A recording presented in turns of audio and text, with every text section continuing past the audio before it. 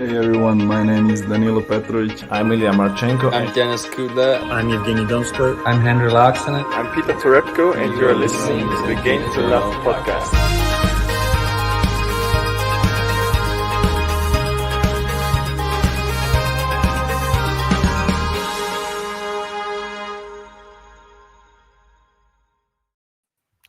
Hello again. And we're here for the women's quarter-final preview. It's exciting. We thought the men's was exciting. I think this one's going to be even better. Well, we've had, the fact there's a British person involved makes it super exciting for us, I think. And I think there's no better place to get started, JG, than I'm going to get it back up on the screen. I know that we're sort of pushed for time being on lunch.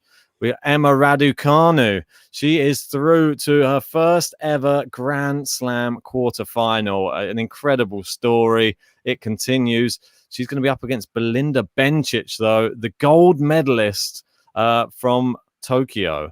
Very tough matchup. And, well, I'll let you give us your thoughts on that. Well, it's not just any British player. This is Emma Raducanu, who's sort of demolishing everyone she plays right now. And she seems to have come to this US Open as a qualifier and proving a lot of people wrong, myself included. I didn't really fancy her going too far. She's had a tough draw. It started off with Brady, then Brady pulled out. Then she had to overcome Zhang, who she didn't really do well against the other week. Yeah. And everything sort of was stacked against her. And I just didn't fancy her many times. So Ribes Torm, I thought that was the end of the line. Shelby Rogers, I thought Rogers after just beating by. I don't think she's going to be able to have enough for that. And every single time I've doubted her, she's come back and done something unthinkable. And not just beat opponents, but demolish them. And it has been, I know your intro, you were talking about how the women's is very open. It certainly is super open. We're looking at these names here. And let's be honest, only probably the right-hand side box, Sabalenka Krajcikova, is one what people would have predicted. Maybe you could make arguments for Karolina Pliskova. She was, I believe, the fourth seed.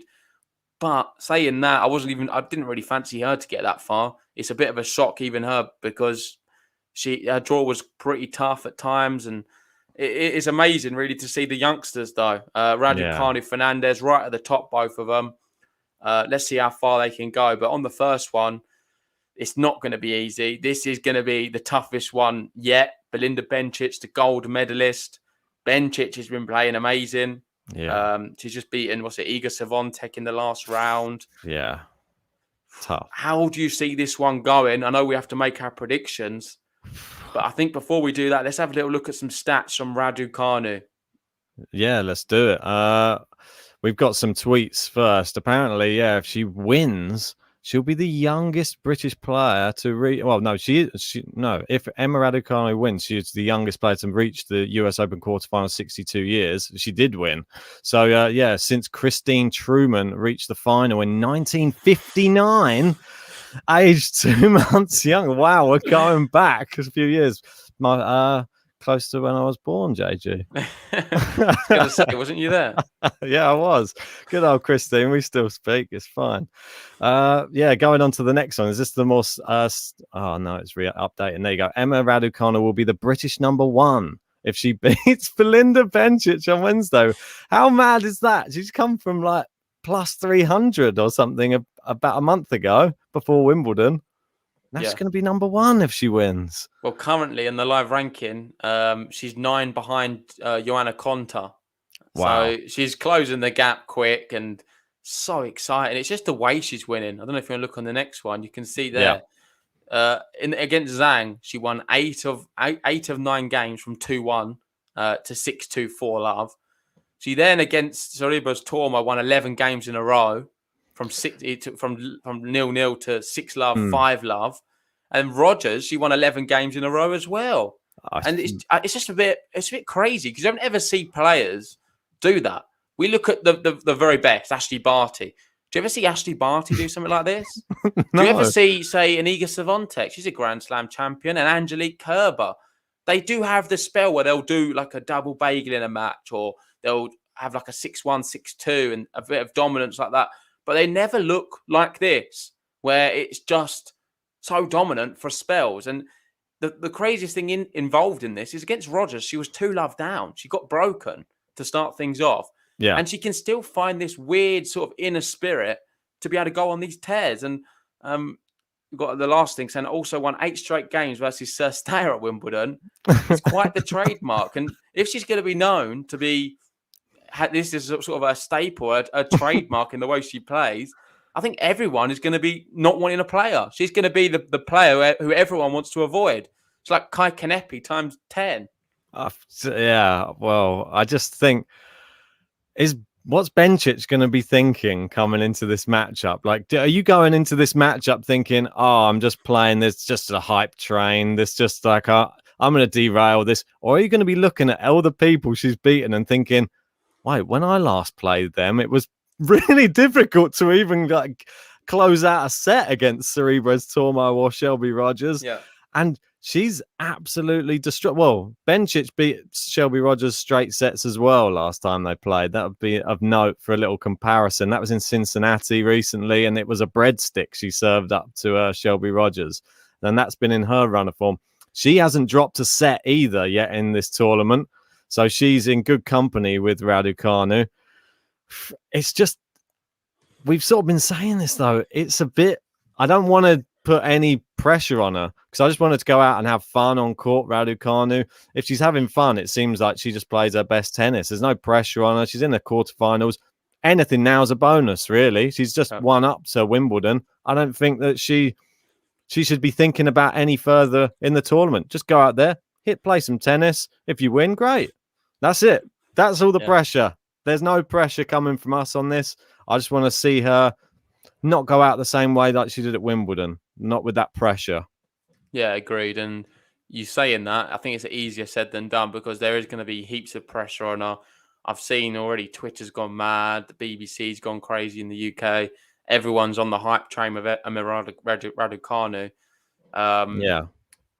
Going back to the actual prediction against Bencic, the Olympic medalist, gold medalist, I really don't know, Ben, but I'm going to have to say I think she beats her, and I'm going to be going. Brilliant. The craziest thing is, if she beats her, will it just be straight sets? Does she know how to win in 3? Well, good segue, because I saw somebody posted in our comments section, actually, and they said when she wins the first set, Emma is 58 wins and only 3 losses in her career if she wins the first set. Which, what a record that is. So you do not want to lose the first set. Didn't she win the first set against Towson? It might be one of them that she didn't. That could be one of the ones she didn't, yeah. No, she lost the first set. Oh, she lost the first set. Yeah, so there you go. So she lost the match. So maybe that's the key for Bencic. You got to come out the blocks fast, but Shelby Rogers did, and look what happened to her. I think I'm going to have to do it then, Ben. I'm going to go straight sets Raducanu. I worry about her if it is to go 3. I think if it goes 3, Bencic wins. But if Raducanu is to win, she's going to have to get it done in straights. I'm actually, well, I don't know if I can go against her, but it's going to be so tough. She just won the gold medal. This is the grinder. Belinda Bencic grinds people out, and that's what she did at the Olympics. It was so impressive. I think she might have that grind, but I don't know if she has the power. That's the thing. I think she could grind a set, but only one set. I think Raducanu takes the first. Bencic takes the second. Raducanu in a dramatic finale takes a third set, and that's what I'm going for. Raducanu in 3. It's going to be the most tense match of the tournament so far. Okay, and this is such a great chance because looking below them, I think she could have a chance against either of them as well. But let's stick to that. Sakari, Karolina Pliskova the 4th seed, having a great season to say the least. Yeah, great. I've not been a big fan of her ever. I think she's disappointing in a lot of matches, especially sort of semi-finals, finals, quarterfinals.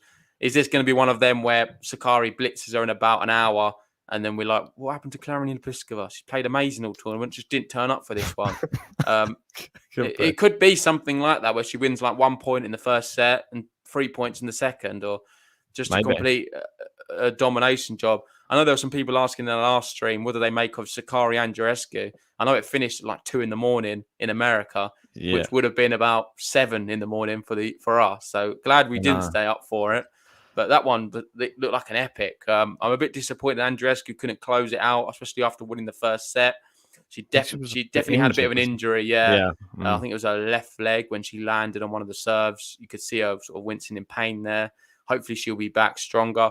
But Sakari, finally, she wins a match what is really close. I know recently she's had a lot of very close encounters, which she's lost. So it's good that she can sort of change her fortune slightly and win a really close one.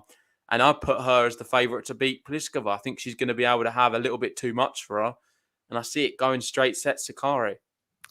Well, this one's a tough one for me because Sakari's had the much tougher draw in this tournament. She has had Kostyuk in the first round. That's a horrible draw. She's had Siniakova, really good player, Kvitova, and Andreescu, 2 Grand Slam champions back to back. Yeah. And Pliskova, McNally, Anisimova, Tomjanovic, Pavlyuchenkova, not quite the same level. She's not been tested, Pliskova, really. But she's getting better as it goes on, Pliskova.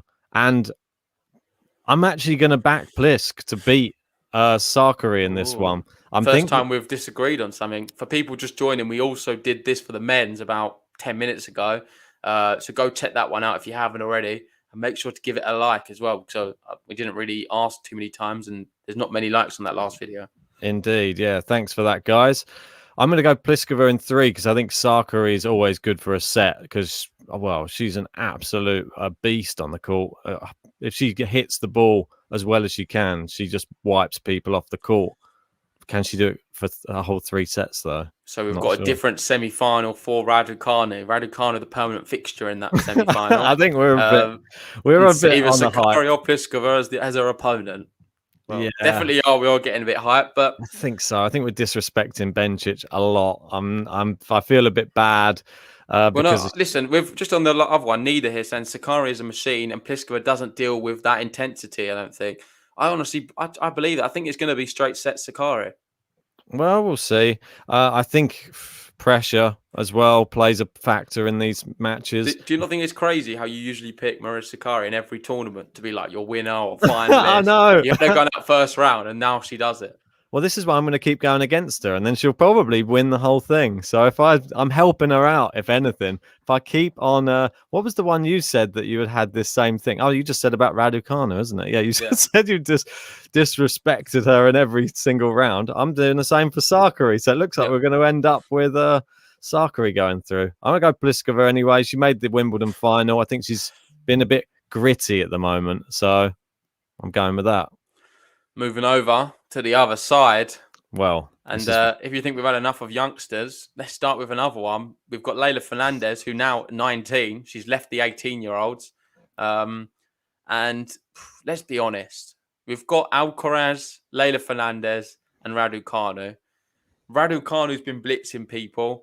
Alcaraz has just been, I don't even know how to describe it. He's been amazing, beating the likes of Tsitsipas. But Fernandez, you'd have to say, has had the toughest draw of all of them.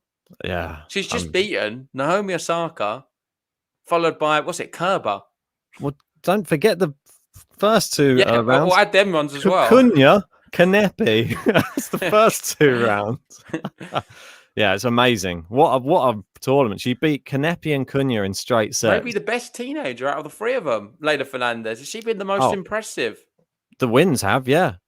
Definitely. I think the style of the wins of Raducanu's been the most impressive out of anyone. That's what she's making headlines for, crazy results. The standard of players beaten is going to Fernandez, and just the duration of matches I think, and just showing heart, desire, and all of the above. Alcaraz, he looks like the Fernandez could have that as well because she's dropped sets along the way and she's still overcome it. Like a crowd favorite, though. I think Alcaraz has been the one who's sort of embraced the big stadium and really got everyone like rocking. When are we going to see this from these girls as well? I think both those top matches. It's hard to pick. Svitolina looks amazing as well in this tournament. I'm not going to lie. That Halep match, Halep was not playing badly. Svitolina played immensely. So many winners. Well, And I just want to tell you a bit about Svitolina's form. So she obviously played an event in preparation for this in Chicago, yep, WTA event, and she absolutely walked it. She beat, well, everyone's Burrell, Ferro, Mladenovic, Peterson, Cornet. I think Cornet was the final, and she beat her in yep. straight sets in that final. I think, let me see the score, 7-5, 6-4. So Svitolina's looking great. She's Yep. then gone into, I've just lost it now. Do you have the US Open stuff? Yeah, sure. She beat Marino in the first round, then Masarova in the second round. Not really that familiar with her that much. Kasatkina, very good player, beat her in straight sets, and obviously Simona Halep in the last round. Yeah, let's be honest. The first 2 rounds weren't that challenging at all. She's won, well, everything straight sets so far. The Halep one's the most impressive. I know you covered it, Yeah. and you was blown away by how well Svitolina played. Sort of looking at that and looking at the fact that Fernandez has beaten Cunha, Kanepi, Osaka, and Kerber. Am I crazy to suggest that Leylah Fernandez is my favourite to beat Svitolina? I don't think it's crazy. She was a set down in both of her last 2 matches against Osaka and against Kerber, against Grand Slam champions, and she came back against both of them and beat them both. Queen. I think she loses the first set. I'm going to say now. She loses the first set to Svitolina and wins in 3. I think it's the only thing to go off, isn't it? I think it has to be. I think I'm actually gonna go with it as well. I'm gonna be putting Fernandez through. I know that we're just back in the youth, but I've been so impressed. You can't deny that body of work that she's done. I know that Svitolina's been great, but I think it could go to. She can definitely win a set, Svitolina. But there's a fire inside of Leylah Fernandez that we've never seen before. And I'm so happy that we're getting to see it in this tournament. Yeah, she must be licking her lips as well, because the players below, how could she deal against either of them? Oh, wow. I think that's going to be a different type of test. You've got Saba, pure power, and, well, the consistency and accuracy of Krajcikova. Yeah. What a match. How do you see that one going? Because I think it's going to be... I don't think much is going to separate them, if I'm honest. I think it's all going to be on the racket of Sabalenka. Agreed. If Sabalenka is having one of them days where she's not quite finding the call, and she's all she knows is full out aggression, and ultimately, if she's attacking loads and they're not finding the call and they're just a bit long or into the net or wide every time, she's going to beat herself up, start smashing rackets, and she's going to lose in about an hour. And Krajcikova is going to rip her to shreds. If Sabalenka is finding the first serves, really confident with her hitting and playing well and finding the court, she beats Krajcikova. So I think a lot of it is going to be dependent on her. And then also the other factor is Krajcikova's injury. We know she had a bit of an injury against Muguruza. How's she going to bounce back from that? It seemed pretty genuine as well. So I'm not sure how that's going to affect her against Saba. Well, for me, this one is, you've said it all already. I'm not going to go over it again. It's consistency versus power. And I've sort of been alluding to, because my bracket's been destroyed, I think Sabalenka looks scary, and she's starting to face obviously better opposition each round, and she's handling them. Danielle Collins has been in amazing form. She destroyed her destroyed her in straight sets. Mertens, we know how good she can be. Destroyed her straight sets. And not to be mean to Krajcikova, she's played Sharma, Mikhail, Rakimova, Muguruza, but then she had the injury, and there's part of me that thinks that if Saba plays the same way as she did in the last 2 rounds, she's beaten Krajcikova. And I hate to say it because I absolutely love her. She's one that I would love to see do well. And I actually have in my bracket Krajcikova beating Sabalenka, but due to what's happened in the tournament, I'm going to be going Sabalenka to win, and I think it's going to be in straight sets as well. Yeah, I agree. I'm going to be going exactly the same. Sabalenka in straight sets. I think she's going to have a good day, and that's all I'm basing it off. The fact that she's going to be playing well, and she showed already this tournament how hard she's been working. I don't know if you saw the interview where she cried afterwards, saying how it's been so difficult for her these last few months, working harder than she's ever worked to be able to get to this level. She said she's training like crazy and putting in the hours on the court. And it's paying dividend because now she finds herself in a quarterfinal again of a Grand Slam. She did well at Wimbledon. She got to a semi-final, I believe, on that occasion. Quarterfinals now. Is she going to make another semi-final? I think so. And I think we're going to be seeing, just as a roundup for people just joining, I'm going to have on the right-hand side Sabalenka Fernandez, and on the left-hand side Raducanu Sakari. Yep, I'll have Raducanu, Pliskova, and I'll have Fernandez versus Sabalenka. And there's part of me that thinks there is no better opportunity now than for Sabalenka to go on and get her first Grand Slam. If you look at all of the people who are left in the tournament, I think she has more power than all of those people. If she puts that... Pliskova, she lost to Pliskova at Wimbledon, and it was quite comfortable in the end as well. I think you've got to look at all these names. It wasn't a good performance, I don't think, from Sabalenka. And if she has been working hard and turned the corner, we see what her hard court form's like. We didn't know what her grass court form was like. She just sort of turned it on, and it was a bit of a surprise. I think her hard court form is she's got other tournament wins to back it up. We've seen it. That's why we had her win in the Australian Open, I think, at the beginning of the year. She didn't do it. I think now she's back on the hard courts. She looks great again. And now there's no Barty. Now there's no Osaka. Those have got probably the two threats that you'd think could probably take her off the court. I think now's the opportunity. Keep playing well, and it's hers to lose. I think it's Saba and Pliskova from either side. They're the two who couldn't. This is a big moment for them. They don't really get these moments in their career where they're sort of the experienced players in this section. But saying that, let's look at just above them both and the two inexperienced players in Raducanu and Fernandez. The question which everyone's asking, I've seen it everywhere, and I want to pose it to you. I believe it might be in the title as well of the video. And that is, are we going to be seeing Leylah Fernandez versus Raducanu final? Could we see an 18 versus 19-year-old final at this year's US Open? That would be the dream. And if we was to be able to see it, who'd you favour? I have no idea. It reminds me a little bit of the Towson versus Raducanu match in its final in Chicago, a little bit, because both young ladies on tour and very good, hard-hitting ones as well. I don't know who I would pick in that one. There is not 50-50. I think it is 100% 50-50. No one would be able to call it. It would be whoever handles the occasion better. I don't think the tennis is going to be... The tennis will come second, I feel, in that match. It's all going to be about mental and who can handle the big occasion better than the other one. Exactly right. Exactly right. Because ability-wise, they've both shown them, they've proved themselves, and they've shown how well they can play. It's just going to be how they handle it. Isn't it just so mad to look through all of those people there and just knowing any of them could win the tournament? And there's no way of telling which one it is, really, because we've got a Grand Slam champion in Krejcikova there. We haven't given her a hope. We've got Sabalenka there, who probably the hardest hitting female, biggest serving female on tour. You've got a gold medalist from the Olympics in hot form. You've got somebody who is destroying everybody who's put in front of them, winning 11 games in a row in 2 matches. You've got the new sensation who's just beaten 2 Grand Slam champions from a set behind. Svitolina hitting her best form I've seen her in ages. Pliskova's made a Grand Slam final recently, and now she's in amazing form. And Sakari, I didn't pick her, and now she's just on a storming run, and she's knocked out. Who was it? Who was the last people? Kvitova in the last round. Yeah. It's just amazing. And Andreescu.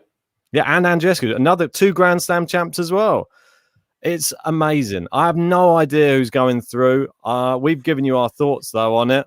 I'm sure it's probably going to be all of the opponents going through. Most likely. I think with this one, you could put all the names in a hat. Just give it a shake, pull one out, and that'll be your winner. Literally, I think Bencic could win the whole thing. Svitolina could win the whole thing. Any of them. Literally any of them could win it. Well, the bookies have it as Sabalenka, the favourite from here on out, with Svitolina as the second favourite. So they anticipate the winner to come from that right-hand side. But I wouldn't dismiss the lefties on the left because they look pretty good as well. I think we're going to wrap it up there. Shout out to everyone who joined us for this one. Go check out the men's one as well. We did earlier if you haven't already. But yeah, big thank you for joining us. If you haven't already, hit the like button, subscribe if you're new, And we'll see you guys very soon for some live watch-alongs of the US Open matches. Yeah, let's do it. See you soon, guys.